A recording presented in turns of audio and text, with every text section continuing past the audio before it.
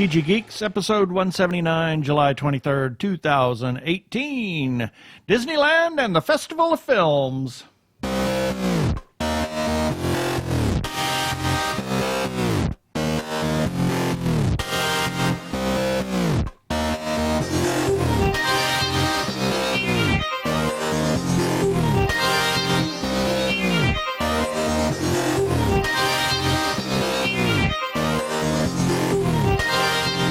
Hello and welcome to another webcast from tggeeks.com, where Ben and Keith, the two gay geeks, talk about all aspects of geekdom and nerdery.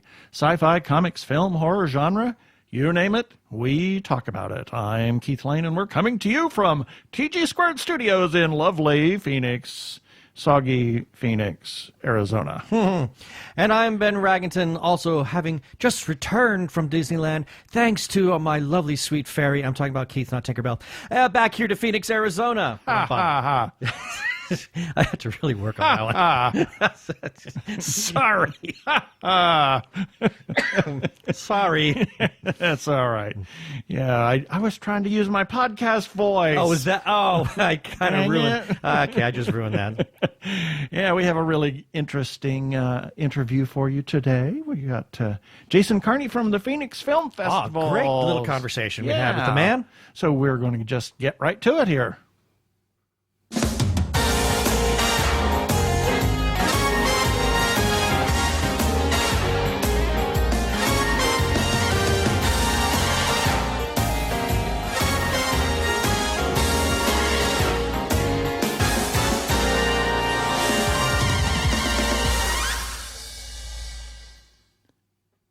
And this time on the podcast or webcast or our show, what are we doing here? We're doing something. What are we doing? I don't know. It always derails. We have the executive director of Phoenix Film Festival, Mr. Jason Carney. Well, thank God he knows what he's doing. Yeah, exactly. Well, we'll see about that. Yeah. So, Oh, should I be scared? well, welcome to the show, Jason. Yeah, thanks, guys. And so tell us, for our listeners that don't know who you are, tell us who Jason Carney is and how did Phoenix Film Festival come about and your whole Your role in all of this. role in all of that. Exactly. Sure. I got this down pat, so I'm good. Oh, Okay, good. Pretty well. He's reading a script. Yeah. I'll try to make it sound like not too rehearsed, but I'll give it a go. Well, I'm the executive director of the Phoenix Film Foundation and the Phoenix Film Festival. The foundation is the nonprofit that operates the Phoenix Film Festival, the International Horror and Sci-Fi Film Festival, the Phoenix Film Society, IFP Phoenix, the Arizona Student Film Festival, Good heavens. the Phoenix Critics Circle, and that's all. That's plenty. Okay, well, But all thank you that very much stuff, for being on the show. Yeah. Good Yeah, Lord. I think We'll I see used you my next allotted time. Yeah. Anyway. Well, as a nonprofit, you have to diversify to make yourself go in this town. So, but the foundation was originally started with just the Phoenix Film Festival in mind. Everything else kind of came later, down the road as it grew. But the festival was started by a couple filmmakers, Chris Lamont and Golan Ramris. Way back in 2001 was the first year, but they were filmmakers, and there was no legit film festival in Phoenix. It was, they had nowhere to show their own films, and so they're like, well, we are going to start a film festival. We're going to, all these other big cities, where's theirs? We're going to get one going, and they went to the City of Phoenix Film Office and said, how do we start this? How do we do this? And then, the city gave them a cubicle and kind of sent them on their way, and the rest was history. They had their first festival, and it was 3,000 people showed up the first year. They were hoping that's for about great. 500. Yeah. And I got involved the first year kind of as a volunteer. Greg Hall, who you guys know, we went to high school together. Right. And so Whole group of he was you. the best man at both of my weddings. Oh, both of so- your weddings. Yeah, both. See, Quite skilled. that's a different episode. We're not going to let your current wife listen to this episode, right? Yeah, she she knows. She's heard that joke 100 times. So she didn't hold it against him for the first one. So so we're fine.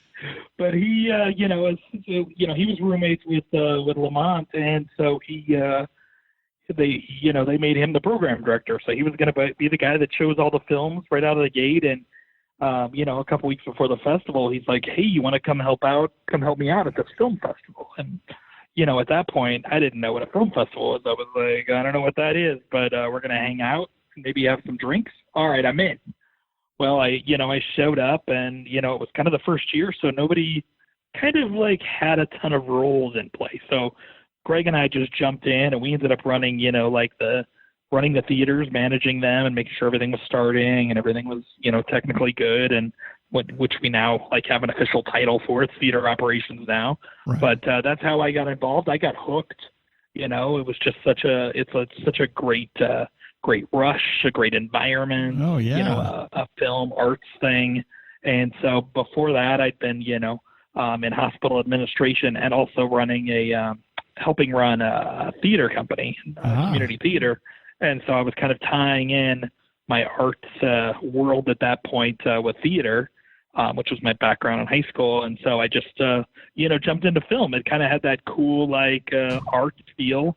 Right. And, from there I became just worked my way up, and I became, I think in 2003 or 4, I started being, I was a short film program director, picking all the short films for the festival. And in 2005, I became the festival director and the executive director. And here we are, 13 years later, and they haven't fired me yet. So that's incredible. I feel pretty good.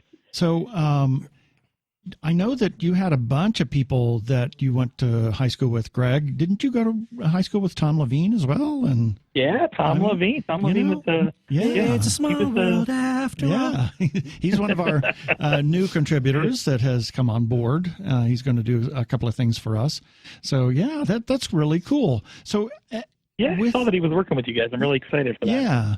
So what goes into this Phoenix Film Festival? I mean, we've been kind of the last three years kind of going to San Diego for the Horrible Imaginings Film Festival, and it's like, why we have film festivals in our backyard, one of the top film festivals in the world in our backyard. Why don't we do this? Right.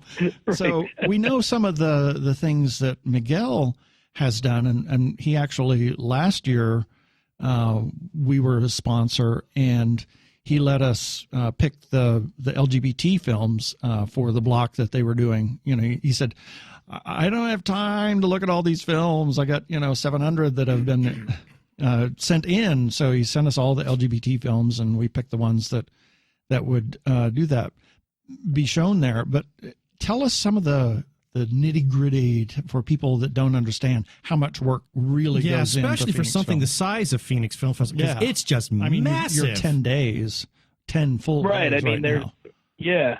Right. And it's just and there's all these different, different components and different steps. I mean, you mentioned with Miguel, I mean, that's just the programming aspect. And Exactly. we get, I think we get about 1,400 submissions. And so we have a volunteer committee of about, I think, 75 to 100 that help us pre-screen those films. So every film gets watched twice, and that's kind of, and from there they get the yes or no. And if one film gets a yes, or if one screener gives it a yes, the other one gives it a no, we send it around a third time just to make sure, that the film gets its proper due and proper respect. And then from there, kind of the best of the best go to the program directors. And we have about a 12-ish or so programmers, which is kind of what you guys were when you were picking the LGBT film. Right. And we've kind of got the same system where, Greg Hall, he picks the narrative feature films, and then we have,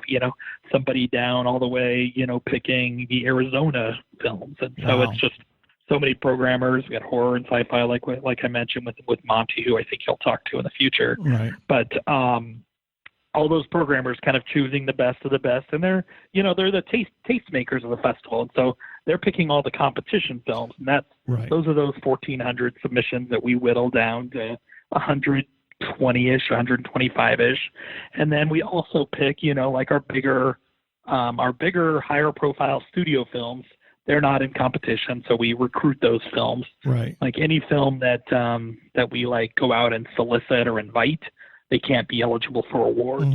Right. So that's kind of where we draw the line. You've got to come through that process and make it fair, make it clean, and then we'll go out and we'll talk to the studios of the world and bring in films like Won't You Be My Neighbor, Right. Tully, those Eighth Grade, which is coming out soon, all those bigger films. So that way we have kind of a combination of those, independent films, first-time filmmakers, et cetera, sending their films, and we have these higher profile films, and they kind of feed off of each other, which is really cool. On the programming side of things, that's kind of how we make things go. And, there's people that might be excited. They're like, oh, they have this, this Charlize Theron movie, Tully. I'm going to go see that. And then they come out and they're like, oh, what's all this other stuff? And then they come and see some short films or some of our smaller features, which is really cool.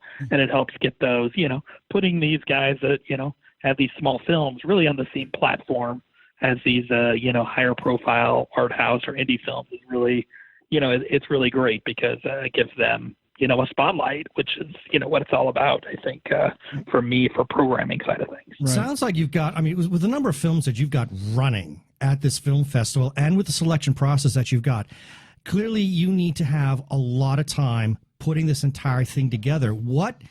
Okay, so we just finished up the last Phoenix Film Festival. We've got the one. We've got another one coming up next year. When do you actually start, like the screening process, and then the selection process? How much time does it take in order to put something like this together? We will start taking submissions at the beginning of August. So we get, a few months, break between the festival and we start programming. We do the plenty other of other. We have plenty of other things in between. Don't worry, we're not sleeping right now. Right. You're taking care of the venue and the vendors and the this and the that. Going out, we're talking to sponsors, working on our wrap up. We have a lot of, because we have it's a big organization, so we have financial reports. And we have a board of directors to report to, and we'll we just finished up our literally on Friday, I think we finished up our sponsorship wrap up kit. Wow. Send out to our sponsors. Good heavens. So this is a year-round venture now. It really is. I think this is kind of our slowest time, May or June. We're fitting in activities and stuff for the festival, but we also have right now we have high school summer camps for filmmakers and for actors going right now. And so we do, 6 weeks of that during the summer. So that keeps us busy, and it kind of, we've got our education department that runs that. Mm-hmm. It makes me work from home because I can't focus really with a dozen high school kids. What makes you work from home? Oh, gee. Life is so hard for you. I get to hang out with my dog with the World Cup on in the background. Poor guy.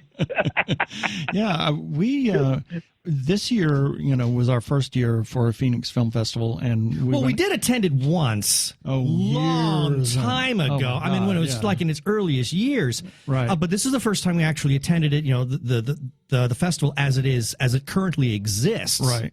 And we decided we would be a sponsor. So we've decided this next year we're going to be a sponsor again, and yay!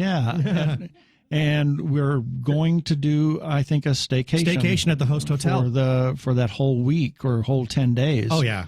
That way, and I don't think you saw you may have seen it on the website. I think we posted a couple of photos of our studio setup in the room that we had. And, I saw that. We'll be available for, it's going to be easier this next year. We didn't know what to expect this year. We just shame on us. Ran out of time and whatnot. So we only saw a few films. We just saw a couple of blocks. Yeah, there was some blocks that we wanted to see that we didn't have the chance to catch. And I wanted to see Flash. Because I had never seen it on the big screen, but I had an early flight the next day, and we still had a show to do that day, so we didn't get to see that. But this next year we're gonna. We had the volume way cranked up for that. Really? Too. Oh, cool! It's got a Queen soundtrack. You have to. Exactly. That's what we thought. We did finally see it. It was they did a special showing at Alamo Draft House, and I thought we were going to Tempe, but No, it was we were in Chandler. It was like, I drove for miles and miles and miles. And I thought we were never going to get there. But Yeah, so we finally did catch it. So I Went did to finally get Mexico? to see it on, Yeah, we finally did see it. finally got to see it on the big screen. So with the Phoenix Film Festival, have you already decided on your date, or have you already published that date for next year? Or is that all hush hush? We haven't publicly pushed it out there. We've decided it's going to be. I'll tell you guys will be the first to know publicly. Yay! Exclusive! I mean, probably by the time this airs, it'll be out there. But you guys will know. You knew first. Right. All right. So it's April 4th to the 14th. So it's basically the same time frame. Okay. Cool. Same weekends as last year, or as 18. So but April 4th to 14th, we're going to do the whole 11 days, 10 full days, and opening night. So 11 days. We're going to keep doing that. You know, we had 300 screenings this year, and we're hoping to be about the same in 19. I think we found that groove.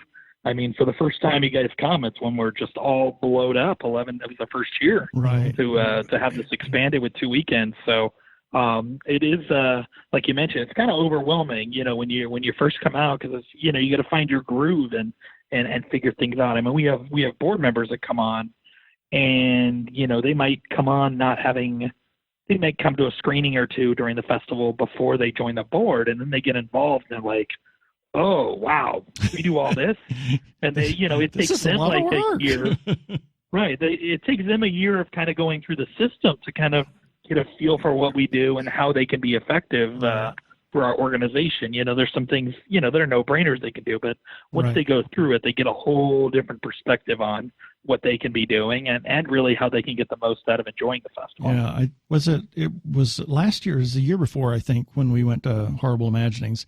Miguel had increased it to 5 days. It was like Yeah. Wednesday through Sunday. So we went down there and we got an every Airbnb, movie. and we saw all 75 films, Yeah. every single one of them. No, it's all in one room, so it was that makes it easy. They only had one screen, so. But Right. we did, you know, and the Wednesday and Thursday and Friday were easy because there was only Just- you know, they're like the evenings. But Saturday and Sunday were all Right. days. But we did actually sort of a live blog, and Ben tried to do that for this year. The couple of blocks that we saw, a couple of sci-fi and shorts and Right. and some But other. being that we couldn't see everything, I mean, Yeah. I wasn't able to put out a whole heck of a lot. Yeah, so that's our plan for next year is being able, you know, the days that have lots of stuff on them will probably have to be selective, but we'll try to live blog every day.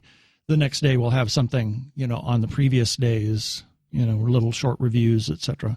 So what- as well as be able to do Yeah. interviews with filmmakers, you know, during the day. Yeah, that's that would be nice. That would be nice. What has been the overall response to this? I mean, actually, let me rephrase that question. What is the demand in terms of independent filmmakers? I mean, so does the Phoenix Film Festival have a super high reputation? I'd like to think that it does. But do a lot of filmmakers come like, you know, banging down your door saying, you know, we've got this movie, we would really love for you to show it at your show? Yeah, we get that a lot. You know, there was we just, you know, that's our primary focus. It's, you know, the independent filmmakers that we bring out. You know, we bring out, I want to say at least 20 filmmakers on our own, and then there's a bunch that come, you know, on their own dime that come in, and we, you know, we take care of them, and that's really our number one goal. I mean, that's why we have a film festival, is because of these, you know, these guys and gals that are letting us show their film, and that's always like my approach on this. They're letting us do this. Right. And, you know, they want to be in the festival, and we can only choose so many and everything like that. But over the years, you know, we have filmmakers that come back year after year, even when they don't have a film. So there's like this group out in LA that just drive out for the festival. You know, they haven't had a feature film in our festival maybe 5 or 6 years ago was the last time, but they're still coming to the festival because they love the vibe, they love the energy and the passion of the festival, but how it passes on to like every generation of filmmakers that comes through kind of gets it, and they really bond, and we see film projects come out of their networking that happens at our festival. There's nice. a film out there right now that has probably, because of the director, he met different people at the festival, probably from 4 or 5 different films that he has tied into his film now. They were, actors or screenwriter, editor, those kind of things, and he's pulled them all together to kind of make a Phoenix Film Festival all-star team of sorts to make his newest film. But he also knows, like, if it's not good, we're not showing it. Right. Just because, you're loyal and you love us, you've got to make a good film, and he gets it.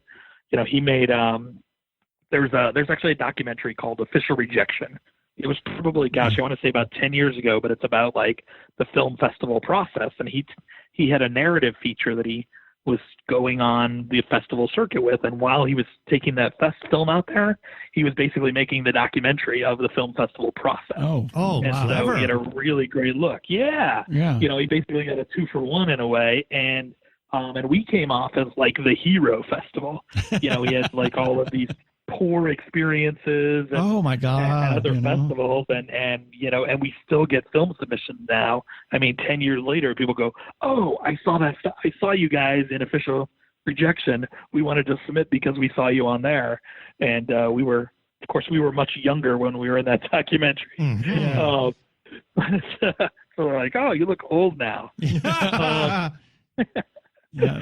But it's it's that reputation that we've built, and we try to and we make the filmmakers feel comfortable as soon as they get here, and really before that, our communication, we have great great volunteers making that communication leading up to the festival that really that really makes them feel special before they even get into town. And then they get here, and our staff, our volunteers are so amazing. And then the audience members, we have such great attendance. Yeah, that was going to be my next they're question. Just blown away by that.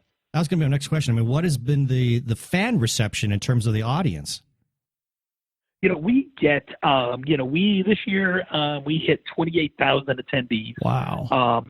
And on average, our auditoriums are about, I think I want to say between 65 and 70% on average, and that's factoring in, your Sunday 9 a.m. screenings that are tougher to fill. Right. But it averages out. So I mean, you're as a filmmaker, you're like, holy crap, people are going to see my movies at this festival. You may go to a festival where you may have a half dozen people in there, and you might be screening in like a conference room or a hotel, a hotel conference room or a ballroom, or who knows where you might be screening. And so we also have that venue. I mean, the Harkin Scottsdale 101 that was recently remodeled. It's so gorgeous. It's beautiful. Beautiful theater. Yeah. Yeah. And the other thing is myself and they, a lot of times, I do a good job of, talking to the filmmakers, being available to them, because they'll go to a festival and they won't even meet, the festival director the whole time they're there. Yeah, I'll say that you were always available. You were very visible. Always there. You were always visible, always available to say hi. Even if you had to rush off and do something, but you were always there. I appreciated that, and we weren't filmmakers. No, right. But that makes it, and that makes a big difference, and that's that's what I'm there for. If I've done my work, if we've got this event, I put the right people in place, we did everything pre-production wise. I should be at a point where I can be visible. There's going to be stuff that goofs off. Right. You're going to have screw ups here and there. That's just how it works. But, it's because you've prepared so well. When that happens, you're like able to fix it, in a jiffy. And so that's where I'm not bogged down. I'm not, I'm not getting beat up with problems or anything like that. And I can be visible, or even if there's something going wrong, I'm just as visible and right. just as happy as I am any other time, even if I'm in a hurry to fix a disaster. And that's the other part. You got to stay cool, Yeah. Well, I appreciate that you have a tremendous number of independent films, as well as some of the big high profile films, from past, present, and, future, even, because I think you were showing Won't You Be My Neighbor before it even was released. So that was a great deal. And we have become huge supporters of independent filmmakers. I mean, it's a long process and a long story, but it basically really started with Miguel, actually one film before that. But it's like there is so much talent out there. There's amazing talent. I have seen better quality come out of independent filmmakers than out of the big studios in many occasions.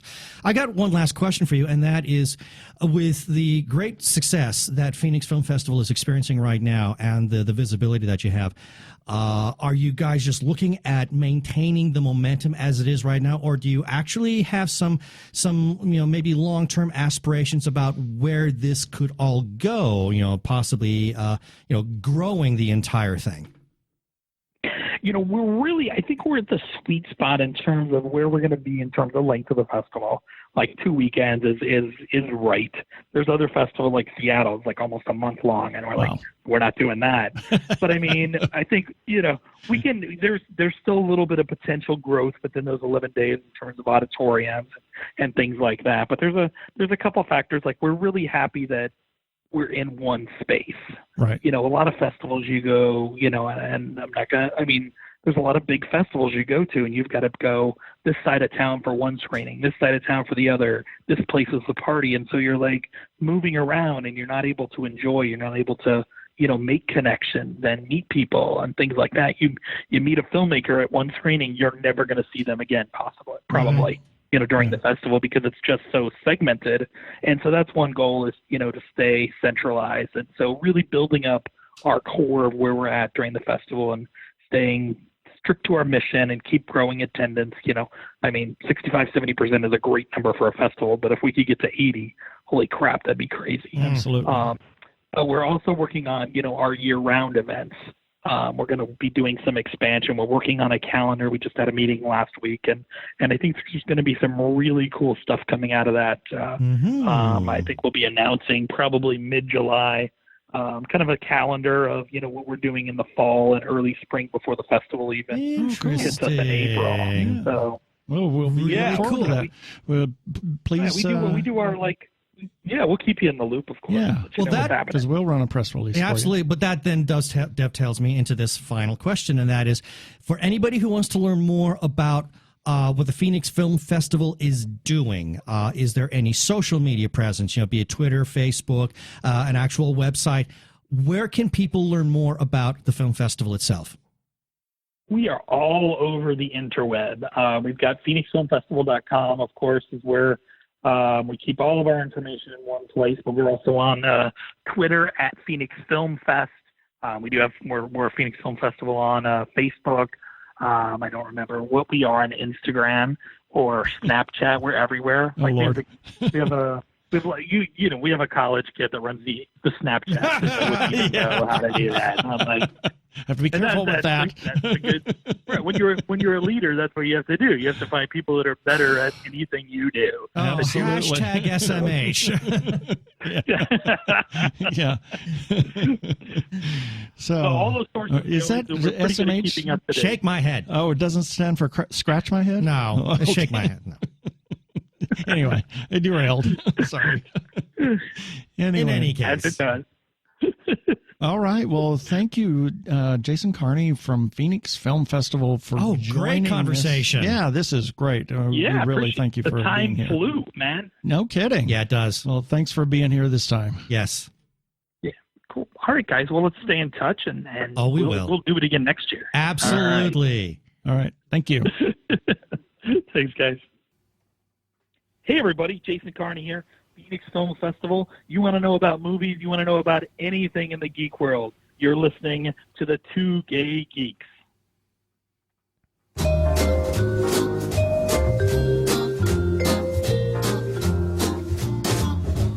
And here's a few selected birthdays for July 23rd through July 29th, 2018. July 23rd, Woody Harrelson and Daniel Radcliffe. July 24th, Linda Carter. Wonder Woman. And Alexandre Dumas. Didn't he have two Klingon sisters? The Dumas sisters. And also on Sorry, I tickled myself. Yeah, I can see that. July 24th, Amelia Earhart. July 25th, Estelle Getty, who was actually the youngest one on the Golden Girls. She was, yeah. And she played the oldest. Right. And D.B. Woodside. I know that name. Amenadiel. Amenadiel, of course. Yeah. And Maria Hughes. My mother. Your mother. Your mother. July 26th, Nana Visitor. How about Nana Guest? Yes. And Stanley Kubrick. Helen Mirren and Blake Edwards. July 27th, Gary Gygax, who, changed the world forever. He literally changed the world. Yep. And Norman Lear. July 28th, Beatrix Potter. But no relation to Bellatrix Lestrange. Yeah. Yeah, I was working on that one. Okay, very badly. I think you were. Yeah, that was an epic fail. Also on July 28th, Jacqueline Lee Bouvier Kennedy Onassis. E-I-E-I-O? Exactly. And a friend of mine from long ago in another lifetime, Bruce Groh. Happy birthday, Bruce, wherever you are. July 29th, Will Wheaton, Geddy Lee. We are the priest on the top! Well, that's about how high he screeches it. Yep. And David Warner and author Carrie Merrill. Happy birthday, Carrie.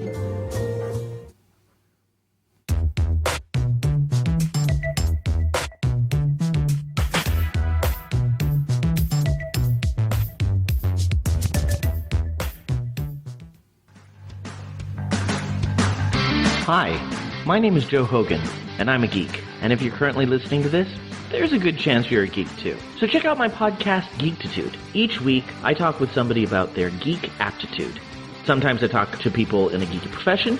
Sometimes it's someone doing something really cool with their geekiness. Often it's another geeky podcaster.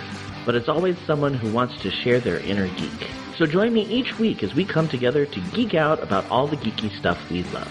And remember, this week, keep it geek.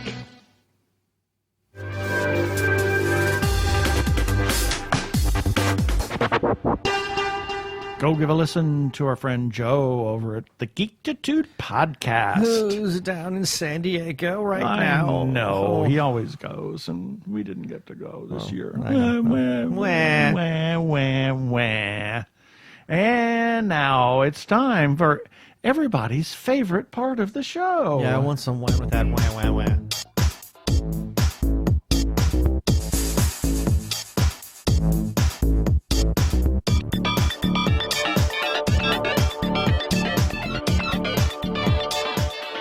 You realize you're messing with people's heads as they listen. It's like, what's going on with my volume?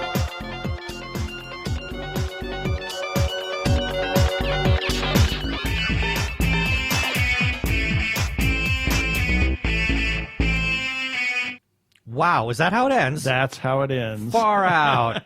Yes, people, that was Keith playing with the mixing board. It was not your audio device going weird on you. Starting off with some feedback, episode 176. We got a nice little... 176? 176, I know.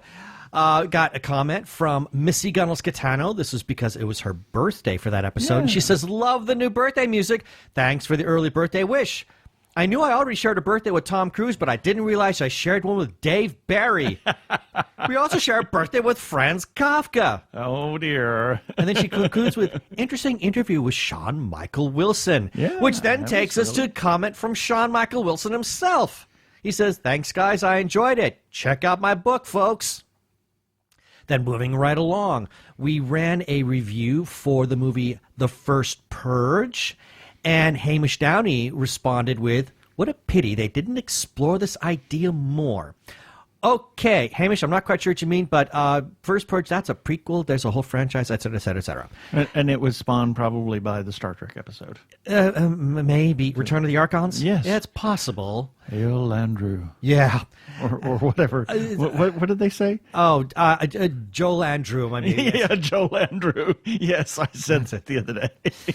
So, moving on, ran a review for the movie 1776. That came out, we did the review for that on our July 4th news. Oh, God, I just lost me. You made me lose my head there. Sorry. On our July 4th issue of Old Classics, newly reviewed, I did a little commentary on 1776, the musical. Got a comment from my niece, Galen Hughes. She says, I love 1776. Sadly, we didn't watch it this year, but we usually do. And then got We another. watch it every Oh, year. yeah, we have to. And then we got a comment from Marianne Asunuma. I can never pronounce that name right. I'm afraid I got that wrong. It's fine. I got it right? Yeah. Wow. Amazing. She says, my family has been watching this every 4th of July for decades. Yay. Yay. And then lastly, we got something from the wonderful Jeannie Koch. The wonderful, effervescent, always Irrepressible. fabulous. Irrepressible. Yes. She says, I saw the play live when it came to Los Angeles and fell in love with John Adams then and there. Not romantically, but in terms of him fighting so hard for what was right, despite no one really liking him and everyone disliking him for his convictions. I still love him and this musical today, and I've always enjoyed the songs. FFV, or First Family, is one of my faves, so I can still just randomly come out with a lyric out of nowhere. To the left, ever to the left, never to the right, forever to the right, just cause. I do feel that the play is stronger than the movie, but that's similar to how a book is normally better than the movie version, simply because the original version, usually, has a truest sense of what the creator wanted. I'm going to give you... Jeannie, I saw the play years ago during the America's Bicentennial. I would agree with you. I love the movie, but I think as a stage play, it is enormously powerful. Yeah. And that is our feedback for this week. Well, and John Adams is one of my favorites. Oh, he's one of my favorites, too. That whole historic era. Yeah, and William Daniels was just awesome. Yeah, and if anybody is interested, the biography of John Adams that was made into the miniseries is a fabulous read. It's a read. phenomenal book. It's a tome. Oh, God. It's a tome beyond belief. But one of the interesting things is most of it is historically accurate because... He documented everything. He wrote everything down. He is the most well-documented founder of the country because he copied every single piece of correspondence that he sent or received and stored it. So if you want to know anything that, from his frame of mind, there it is. Yep, and including his correspondence with Jefferson. Yes, which is very interesting towards the end. They had, exactly. And the fact that they died within hours of each other on the 50th anniversary of the signing of the Declaration. It would just, oh my gosh. Oh, and let's not forget the love letters between him and Abigail. Yep. Oh, the heartbreakingly beautiful. Yep. So, if you want to comment on any of our articles or our episodes, you can do that. You can comment on the articles on our website at tggeeks.com. You can comment on our Facebook page. You can comment on Twitter, Instagram, and Any place that you find us. You can also, if you wish, you can leave a voicemail feedback. And you can call our listener line at 469-TG-GEEKS. That is 469-844-3357. And as always, we just ask that you please play nice. Yeah, baby. They're like two gay geeks. They're together, They're two gay guys and they're geeks. Is that okay?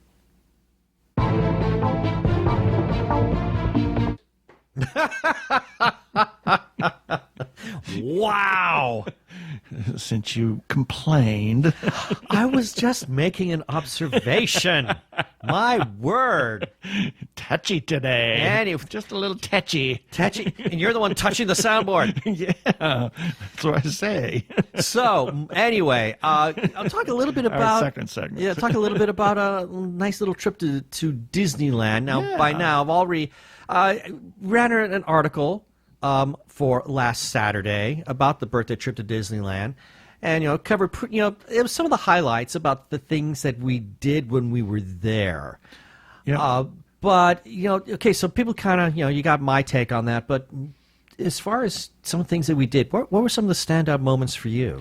I always enjoy the train, obviously, and yes, and that our usual thing, and just for people that haven't read the article and that don't know us and have not listened to some of our podcasts before, we are huge Disneyland people. It's our healing place. It's where we go to escape the world. Once you go inside the berm, it is just the world goes away. And usually what we do, we walk in, we go inside the berm, we immediately go up and we get on the train and we ride around at least once, if not more times, just to start the decompression and the, relaxing and escaping. Can you think of a better way to actually start to immerse yourself in all areas of the park and to do so in a very relaxed manner where you're not having to deal with crowds? Yeah,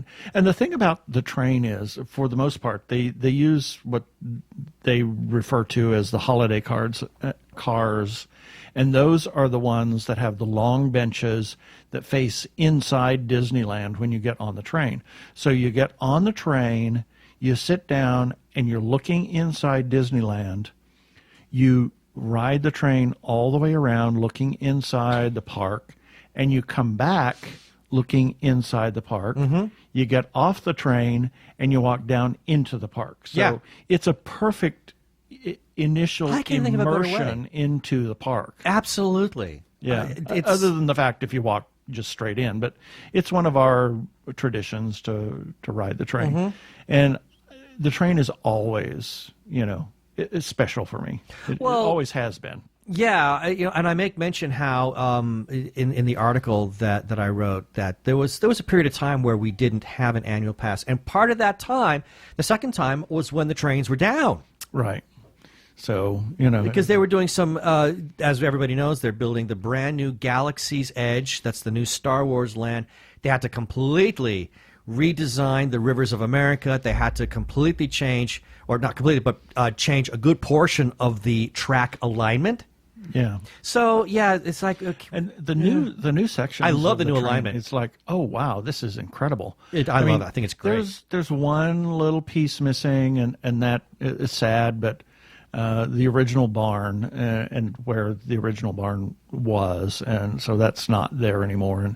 And some of the little whistle stop where Indiana's bone is. And there's some nostalgic things that are missing, but I think what's other been than gained, that, oh my gosh, there's some incredible scenery and a new bridge and the whole 9 yards. I think it looks great. It's really great. I really like it a lot. But other than that, it was great seeing Lucas in the Disney Gallery. Our good friend Lucas Hines. That we've known for years, and we always try to say hi to him whenever we go in. He works in the Disney Gallery. And, just being in the park, it's been since...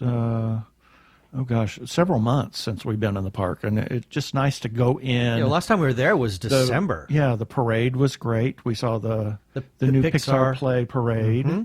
And the interesting thing, this time while we were there, they had a bunch of dancers from all over the world, and those kids were anywhere from, it looked like 6 to 16. Teenagers, yeah. And we were sitting there. We were standing right there at the top of Main Street, feeling bad for them because they came out right at the head of Main Street. So that's where they started. We saw them right when they were fresh. Yep. And we know where they're going because we've done the parade before. It goes all the way down Main Street, around the hub, around the Matterhorn, off into back behind It's a Small World, behind the stage, behind the scenes at Small World, and we did that in the 45th anniversary parade, and it killed us. And oh my gosh, I mean, we were we were like significantly younger. We were younger than we are. Yeah, we got maybe a fifth of the way, and we were like, okay, we're done. Yep. So I felt bad, and it was hot. Yep. And, of course, I always enjoy Pirates and Haunted Mansion. Those two things are just wonderful. And, us being silly, what was it? The little boy that, oh my gosh. We were in line at Pirates of the Caribbean, and the thing that really kind of gets me sometimes is seeing the wonder on children's faces. Yeah. And this boy, he was, 5 or 6? About, yeah. 7, 6? No, I was going to say no more than 5. Yeah. And he saw the pin that I was wearing. It was just we're celebrating. He just pointed at it. And I said, would you like it? And his mother said, oh my gosh.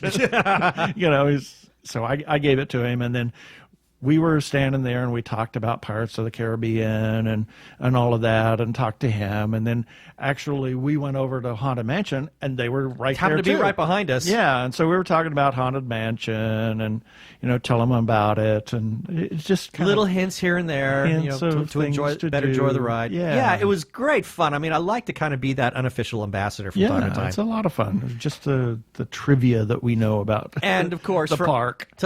For us to always recite the lines. I mean, I was catching people's expressions as when we were in the elevator portion of the Haunted Mansion, and they were laughing. There's no windows and no doors. Yeah. So to watch their expressions is a lot of fun. I mean, maybe it's ego, but it was great fun. I mean, I had a nice time. We did DCA, the Disney California Adventure the next day. Yeah, and some interesting things that they changed. We did the Incredicoaster. Yeah. The Pixar Pier was really nice. They have some really interesting stuff that they've done over there at Pixar Pier. Some of the three theming. The big things, of course, are the roller coaster, which used to be California Screamin'. And then there was a bar called The Cove, which is now all part of Lamplight Lounge, I think. Yeah, it used to be Ariel's Cove, Ariel's Grotto. And then there was the Cove Bar. Yeah. So it's all part of Lamplight Lounge now, which I think we need to Lounge, check out some next time yeah, we're there. and our friend Terry is the manager. She's the manager there over now. So and yeah, we definitely have to go there. Yeah, we keep missing her. We keep missing Terry. Yeah. Every time we go, she's always someplace else. Yes. Anyway, but it was a great time. Had a great birthday visit. Yeah. With Jen and Phil Chavez. our friends. Had dinner with them at Carthay Circle. Yeah. And we actually on Friday night for your birthday, we had dinner at Blue Bayou. and Very atmospheric restaurant, which is great fun. Yeah, and there was that was part of the Phantasmic viewing package, so we got to a perfect viewing spot for years. Phantasmic, an updated Phantasmic. It was okay. Yeah, I mean, I'm going to be an old. Phantasmic. Yeah, I mean, technically speaking, I think there's been some definite improvements on some of the visuals. But I'm a bit of an old fuddy-duddy. I'm an old romantic. I mean, there are some things that I would like to see back only because that's just me. Yeah, but it's still a great show, and the audience loved it. There's no question about it. The audience was very much enjoying it. Yeah. And then when we were at Carthay after dinner, we got to see a little bit of the Paint the Night Parade. Yeah, which we had seen over at Disneyland. Yeah, but we got out just in time to see the new float. Yeah, which is the Pixar float. Yeah, and I remember Jen was saying that's new, and I just read that it's because it is new this year. Yeah. And I got to watch the fireworks show from the balcony, so it was a nice little way to end the birthday dinner that night. Yeah, and then Sunday morning we got to have breakfast over at my favorite Steakhouse 55, which is I think now my new favorite breakfast restaurant. New favorite restaurant. New favorite restaurant. Period. I mean, God, that restaurant's so good. Steakhouse 55 is incredible. Yeah, love that restaurant. It was a great time, and then it closed that evening off with a nice visit from Neil and Jana Halford. They drove up. They drove up from San Diego and had dinner with us, and just it was a really nice great. trip. Yeah, I was very happy with it. It was great to see Neil and Jana again. So it was a great little birthday trip. Don't know when we're going to be back down there. Hopefully definitely before the end of the year. Yep, absolutely. But when the weather's cooler. Absolutely, and that's that was Disneyland in a nutshell. I'm Daniel Radcliffe, and I believe that reaching out for help is the bravest thing a person can do. If you are struggling and need support, call the Trevor Lifeline at 1-866-488-7386. It's free and confidential, and trained counsellors are there to listen 24/7 without judgment. To learn more about the Trevor Project's life-saving work for lesbian, gay, bisexual, transgender, or questioning young people, go to thetrevorproject.org.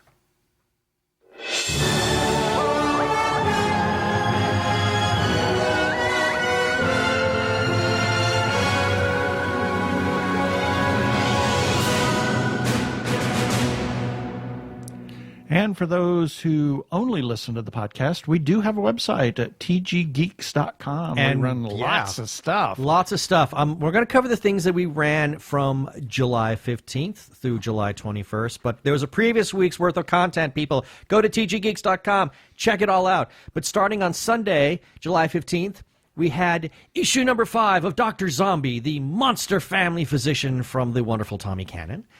And then on Monday the 16th, we had episode 178 of the TG Geeks webcast. On Tuesday, there was a review of Don Allman's The Glamour Thieves.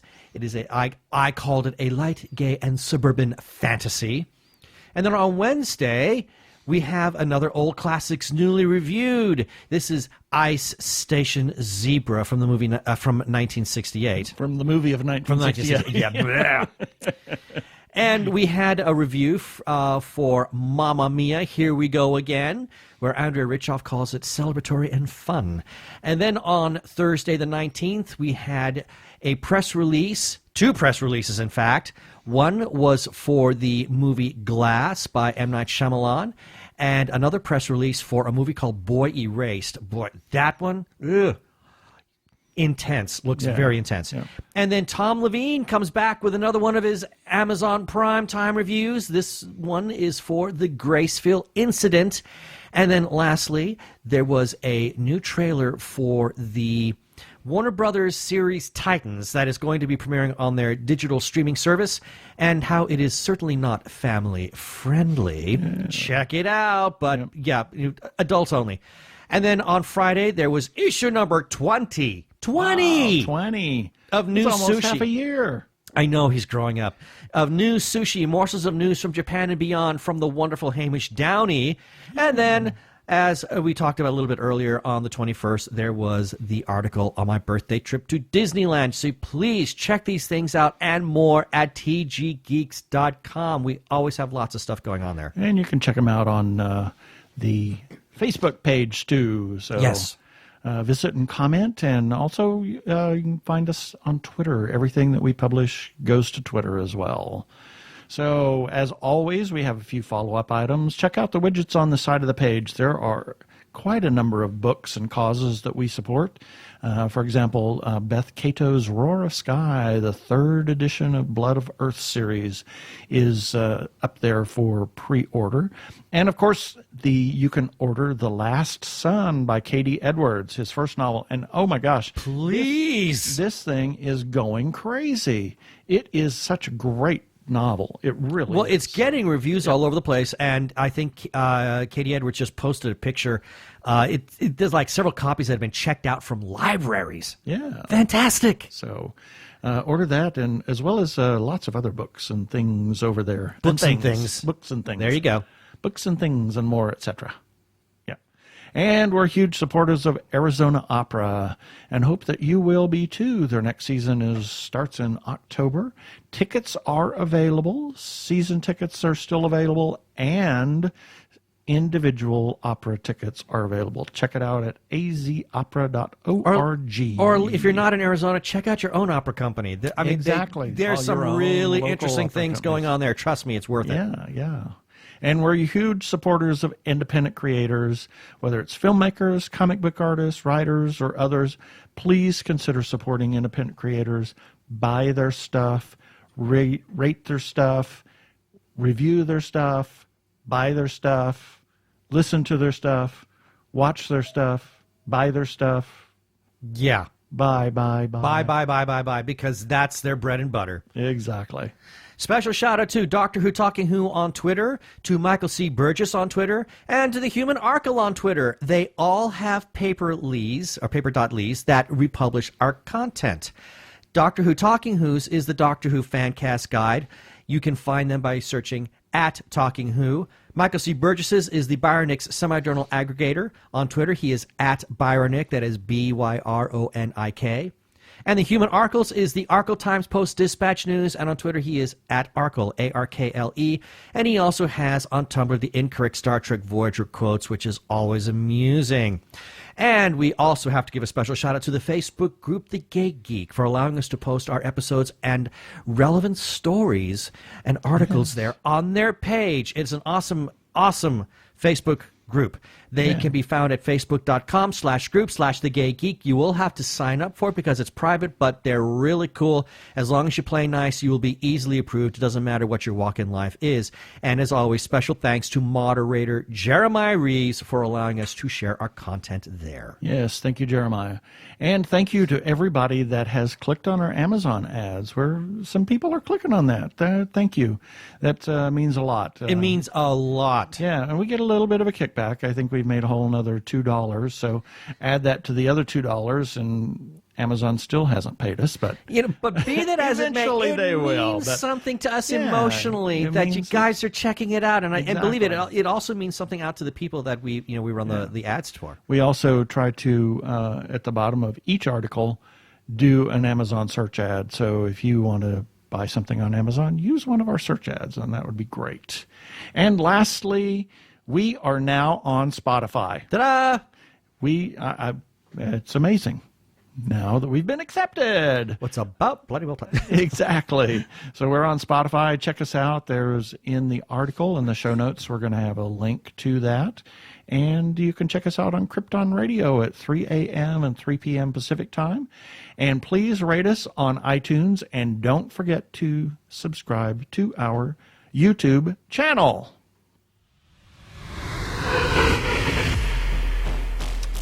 Up next week, we're going to have Lou Simon. She's the director of... Writer, director, producer of the movie Three, An Eye for an Eye. Yes. Very interesting interview with her. Oh, So great interview. check it out.